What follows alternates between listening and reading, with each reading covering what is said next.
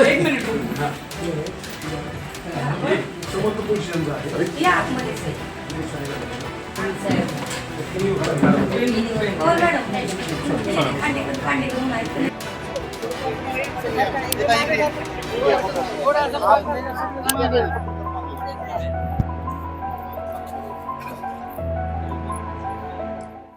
Police स्टेशनमध्ये जे आहे ते 2 महिन्यापूर्वी जेऊर इथली जी एक अल्पवयीन मुलगी आहे तिने आत्महत्या केलेली होती आणि आत्महत्या केल्यानंतर जो गुन्हा दाखल झाला तो गुन्हा ज्या लोकांवर दाखल व्हायला पाहिजे होता किंवा ज्या लोकांना याच्यामध्ये दोषी धरायला पाहिजे होतं असे काही आरोपी अटक केले गेले नाहीत.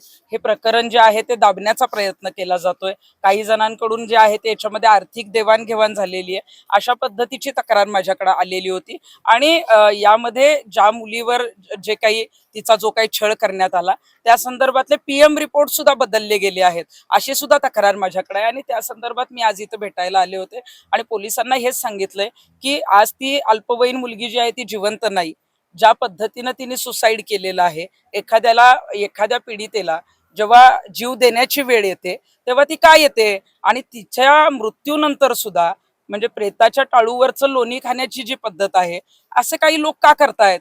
त्या पीडितेला न्याय मिळाला पाहिजे. तिला ज्यांनी ज्यांनी त्रास दिला मग ती ज्या शाळेमधून आहे जेऊरच्या तिथल्या काही शिक्षकांची काही नावं पुढे येत आहेत काही वेगवेगळ्या मुलांची नावं येत आहेत मग तपास अधिकाऱ्यांच्या माध्यमातून जी नावं समोर येत आहेत त्यांची चौकशी का झालेली नाहीये. फिर्यादीने जरी तक्रार दिलेली असली तरी काही गोष्टी याच्यामध्ये ज्या आहेत त्या दाबण्याचा प्रयत्न करतायत. हे प्रकरण गंभीर आहे आणि जर PM रिपोर्ट जे आहेत आता पोलिसांचं म्हणणं आहे की या संदर्भातला जो PM रिपोर्ट आहे तो निगेटिव्ह जो काय आहे तो म्हणजे अत्याचार झालेला नाही असं त्यांचं म्हणणं आहे. परंतु या ज्या काही महिलांची माझ्याकडे तक्रार आहे त्या सगळ्यांचं म्हणणं आहे की PM रिपोर्टच मॅनेज झालेले आहेत. अशा पद्धतीनं महाराष्ट्रामध्ये आपण सध्या बघतोय महिला लैंगिक शोषणाचं प्रकार जे आहेत ते आपण समोर आलेले बघतोय किंवा तिथं कुठंतरी काही दबाव येईल का राजकीय याची चर्चा होतीये.